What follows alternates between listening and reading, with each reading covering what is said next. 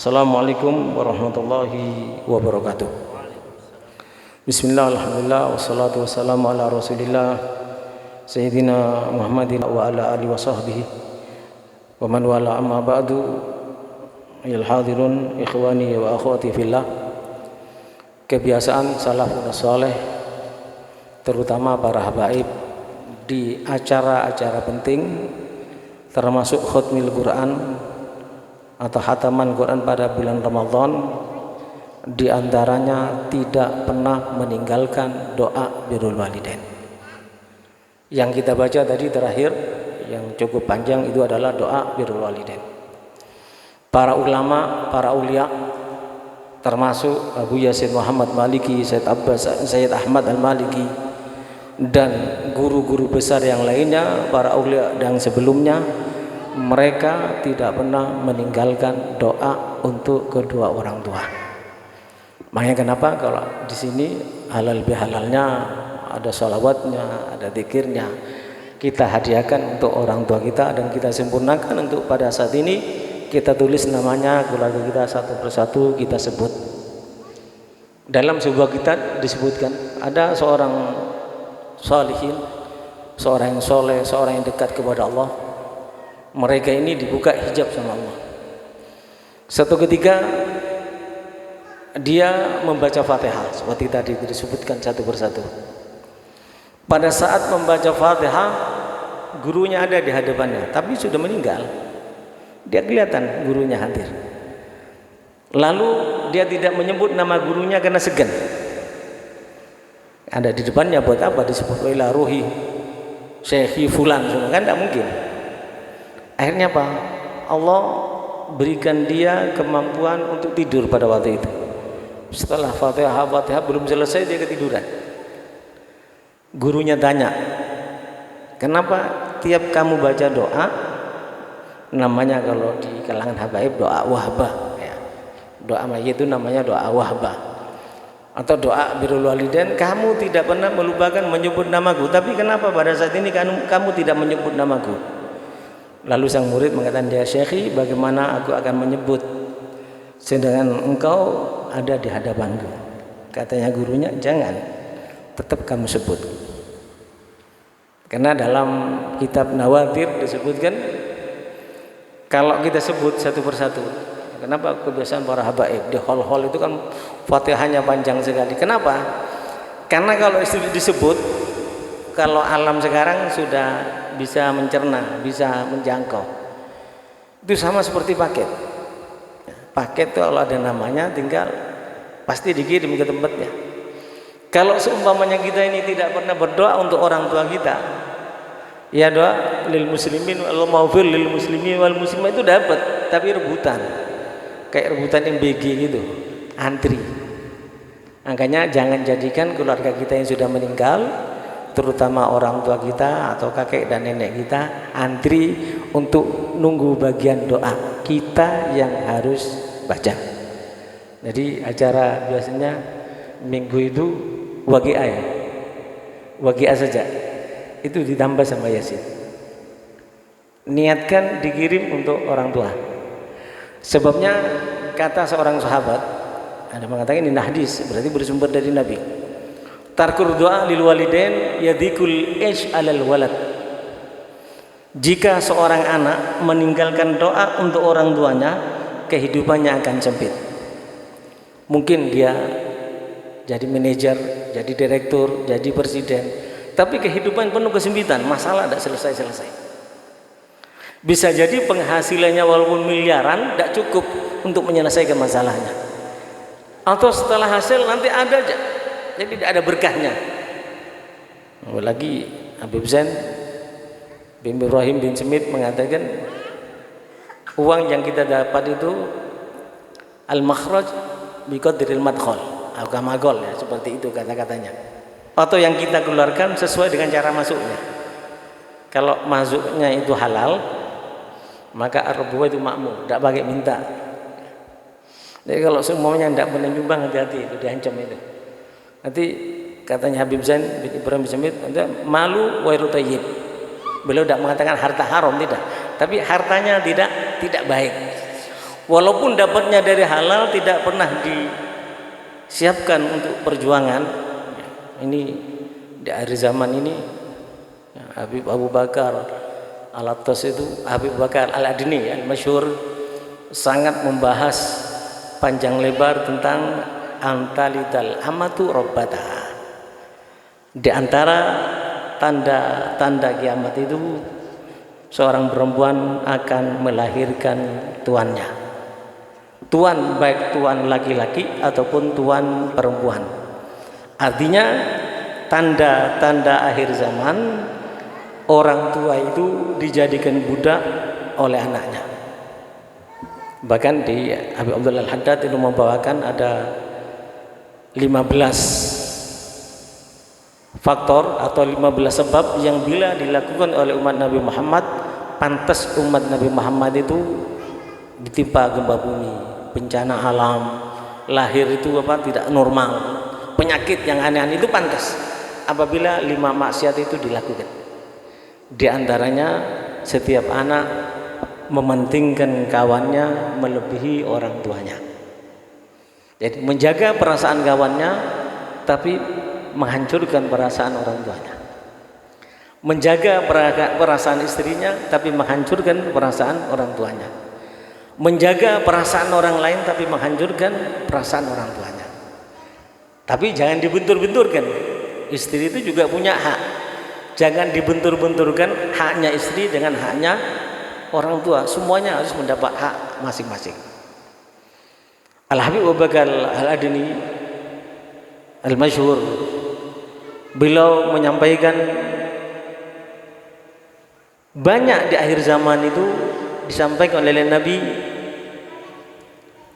anak dilahirkan tabiat karakter dan bawaan sikapnya tidak seperti orang tuanya. Anak menjadi seakan-akan tuan bagi orang tuanya. Jadi hati-hati ya. Kalau punya orang tua jangan dijadikan pembantu. Itu termasuk tanda-tanda kiamat. Kalau kita termasuk mertua, tidak boleh. Kalau kita melakukan seperti itu, berarti kita melakukan yang disebut oleh Nabi sebagai tanda-tanda kiamat. Itu tidak baik ya. Waliyadzubillah. Itu tidak baik. Oleh sebab itu, wa nahnul an, kata Abu Bakar Al-Masyhur Al-Adni, narul an fil azmina al-akhirah ta'limul banat wa ta'limul ummahat. Kita lihat sekarang banyak seorang ulama anaknya beda dengan ulama. Kita Ahlus Sunnah, kita punya anak beda pemahamannya dengan kita.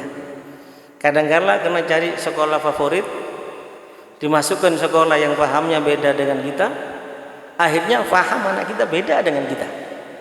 Itu antalidal amatu rabbatah, kata Habib Bakar Adni. Apalagi di suatu kitab namanya Mujazul Kalam. Kitab Mujazul Kalam ini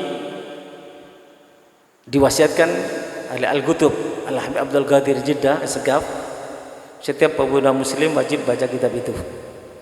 Pada waktu Habib Husin bin Abdullah As-Segaf sebagai sesepuhnya habaib di Indonesia ya, yang tinggal di Gresik, termasuk musyrif sesepuhnya Dalwa dan sesepuhnya semua habaib, beliau pertama dapat kitab itu, anaknya diperintahkan namanya Habib Ali bin Husin As-Segaf mengantarkan kitab itu ke rumah saya, masih di Wonosobo, dan beliau mengatakan salam dari Abi dan salam dari Habib Abdul Qadir, tiap pemuda muslim Ahlus Sunnah wal Jamaah wajib baca kitab ini. Apa di antara kitab itu isinya? Di antaranya yang juga dikomentari oleh Al-Habib Bakar Adni Al-Masyhur, di antaranya jika kita mengawinkan saudara kita, demikian juga anak perempuan kita tidak sefaham dengan kita, tidak sefaham Ahlus Sunnah wal Jamaah, Al-Asy'ariyah wal Maturidiyah yang dikenal dengan bermadzhab Syafi'i di Indonesia, maka berarti kita akan berpisah dengan anak kita, saudara perempuan kita, dari dunia hingga akhirat. Ini wasiat seorang kutub ya. Di situ ada kata-kata seperti itu. Ini juga yang dibahas panjang lebar oleh Al-Habib Abu Bakar Al-Adni Al-Masyhur, pendidikan yang diterima oleh putri-putri kita, putra-putra kita di akhir zaman ini berbeda dengan pendidikan yang diterima oleh orang tuanya. Berbeda dalam cara menuntut ilmu, berbeda dalam suluk. Suluk itu perilaku. Bisa artikan kalau di tasawuf itu dikatakan apa? Perjalanan spiritual. Perjalanan spiritual. Berbeda juga dalam akidah, ini yang lebih mengerikan. Karena akidah ini hati-hati ya. Akidah ini jangan sampai disebutkan di Al-Qur'an, Qul halu nabiyukum bil akhsarina a'mala alladzina dhalla sa'yuhum fil hayatid dunya wa hum yahsabuna annahum yuhsinuna sun'ah. Maukah kalian aku tunjukkan kepada orang yang sesat, mereka menduga menjalankan kebaikan, mendapatkan kebaikan, meraih kebaikan dengan hafalan Al-Qur'an mereka, dengan dakwah mereka, katanya Allah, tapi pada dasar mereka la yuhsinuna sun'ah, tidak dianggap melakukan kebaikan sama sekali. Hidupnya kalau di kita ahli sunnah wal jamaah itu punya ciri, kalau ada pengajian seperti ini, kajian-kajian seperti ini mengingatkan bagaimana kembali kepada salaf, bagaimana kembali kepada Rasulullah. Tapi ada sisi pengajian lain, kalau dia bahas hujat sana hujat sini, itu hati-hati kata Allah. Annahum yuhsinuna yahsabuna annahum yuhsinuna sunnah, padahal mereka sesat, amal kebaikannya tidak diterima oleh Allah Subhanahu wa taala. Ikhwani wa akhwati fillah, kata Abu Bakar Al-Adni Al-Masyhur, inilah yang pernah dijelaskan oleh baginda Nabi Muhammad, inilah yang pernah digamblangkan penjelasannya oleh Nabi Muhammad, termasuk tanda-tanda kiamat, yaitu apabila seorang ibu melahirkan tuannya. Artinya anak sudah tidak berbakti lagi kepada orang tuanya. Kenapa? Mungkin sudah akidahnya beda, karena tidak pernah diajarkan. Minimal akidatul awam itu wajib dihafalkan. Itu Syekh Ahmad Al-Marzuki Al-Hasani, itu waktu tidur mimpi berjumpa dengan Nabi, didiktekan akidah Ahlus Sunnah wal Jamaah yang dikenal dengan akidatul awam, ada bismillahirrahmanirrahim, seterusnya itu. Lalu Rasulullah menyampaikan kepada Syekh Ahmad Marzuki, barang siapa menghafal ini dan meyakini dengan keyakinan ini, aku jamin dia masuk surga. Makanya di mana-mana pun, di pondok-pondok pesantren tua, sampai Ustaz Yahya pun, Abu Yazid Muhammad Maliki menjelaskan secara khusus aqidatul awam, karena ada jaminan dari Nabi. Di sini dibahas oleh Abu Bakar Al-Adni Al-Masyhur, kadangkala kita melahirkan anak kita lam yakunu multazimina bisulukil aba,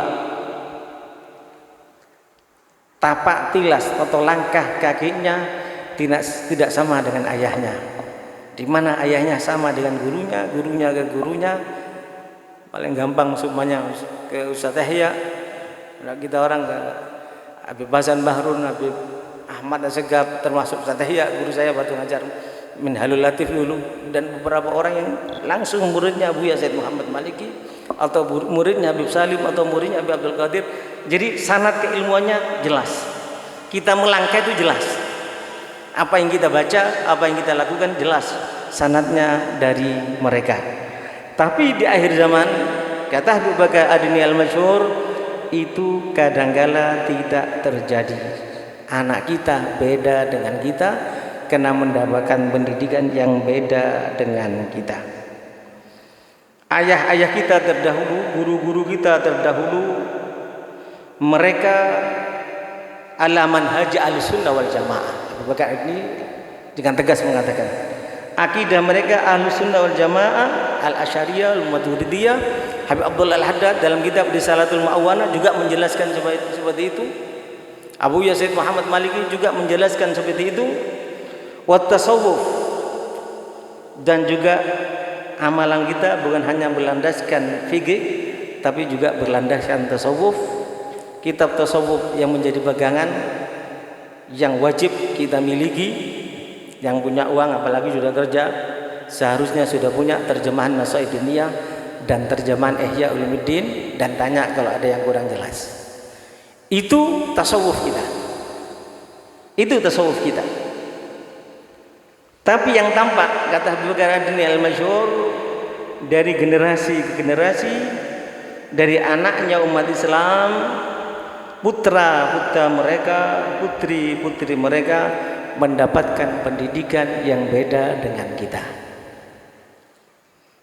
Sehingga apa? Mereka menjadi musuh ayahnya, mereka menjadi musuh sekolahnya, mereka menjadi musuh thariqahnya, mereka menjadi musuh sufia, bahkan waliyadzubillah mereka menjadi musuh ahlus sunnah wal jamaah. Dan itu kita semuanya saksikan di zaman kehidupan kita ini. Abu Bakar ini baru meninggal ya, tapi beliau menceritakan ini yang terjadi. Ini yang diingatkan oleh Abu Bakar, jangan sampai anak kita ini seperti itu. Kita nampak di tengah-tengah kita yang mengingkari Ahlus Sunnah, walaupun banyak juga yang diantara khatib-khatib mereka, ulama-ulama mereka sama seperti kita. Waktu saya umrah pertama kali itu membahas Nabi Muhammad itu panjang lebar dan dengan indahnya. Tapi biasanya tidak seperti itu. Dan di sini Abu Bakar Ad-Dini Al-Masyhur mengatakan, "Ma huwa kullu ma ra'ait kullama ra'ita ahad sah wa na'at wa da'at ittaba'tu." Ingat kata beliau, yang medianya itu paling banyak di YouTube, di medsos, ya, di Google, di apa namanya lagi, AI. Ternyata AI itu mereka Wahabi. Saya baru tahu setelah saya buka-buka. Jelas paham-paham mereka tidak sama seperti paham kita. Dan saya buka AI yang keluar itu. Jadi hati-hati ya. Ini diwasiatkan oleh Abu Bakar hari ini. Jangan yang medianya paling banter, teriaknya paling tinggi, pengikutnya paling banyak, followernya paling banyak, itu ribuan itu yang datang kemarin itu. Kata Abu Bakar Masyhur, jangan yang manajemennya bagus, acaranya paling ramai, teriaknya paling tinggi, followernya paling banyak. Kalau saya, katanya Habib Bakar Masyhur, saya dah ikut. Artinya kalian jangan ikut kecuali yang berlandaskan syiar Ahlus Sunnah wal Jamaah. Dan dikatakan di sini, ini mungkin sebelum kewafatannya ya. Sebelum kewafatannya, sama seperti guru saya Habib Hasan Bahrun. 1 tahun kewafatannya dikumpulkan semua alumni dan para muridnya. Lalu beliau berceramah yang seumur hidup saya tidak pernah mendengarkan ceramah beliau seperti itu. Apa ceramah beliau sebelum kewafatannya? Tidak sampai 1 tahun setelah ceramah beliau wafat, kata beliau, wahai anak-anakku, kalau beliau mau menyebut muridnya itu adalah anak-anakku, aku tidak ridha, aku tidak rela dunia akhirat kalau kalian tidak berakidahkan Ahlussunnah wal Jamaah, Al-Asy'ariyah wal Maturidiyah yang dikenal madhabnya madhab Syafi'i di Indonesia. Itu seumur hidup baru sekali sebelum wafat itu beliau menyampaikan. Ini ceramahnya Abu Bakar Ad-Dini ini, dan kita dengar dari murid-muridnya juga. Ini Anda lihat juga sebelum kewafatannya. Kenapa mereka menyampaikan seperti itu? Karena mereka menyayangi kita jangan sampai tersesat. Kalau sudah tersesat di kehidupan dunia ini, selamanya kita tersesat. Waliyadzubillah.